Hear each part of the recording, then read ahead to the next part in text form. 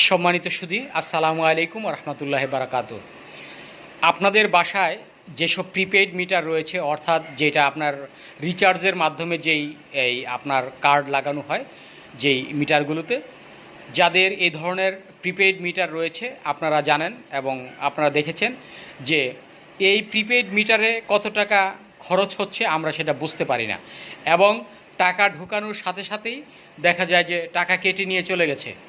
তো এই যে সমস্যাটা, অনেক সময় রাত 2টার সময় যদি রিচার্জ ফুরিয়ে যায় তাহলে আমাদের বাসায়, আপনাদের বাসায় কারেন্ট থাকে না। এই বিষয়গুলো নিয়ে আমরা খুব দ্রুতই একটি আন্দোলনের চেষ্টা করব এবং এই বিদ্যুৎ উপদেষ্টার সাথে আমরা সবাই এই বিষয়টা নিয়ে আলোচনা করতে বসবো। আপনারা যাদের বাসায় প্রিপেড মিটার রয়েছে সবাই একমত থাকবেন যাতে এই প্রিপেড মিটারের বিরুদ্ধে একটা আন্দোলন গড়ে তোলা যায়। আর এই আন্দোলন গড়ে না তোলা গেলে আমাদের এই প্রিপেড মিটারের ভোগান্তিটা কখনোই শেষ হবে না।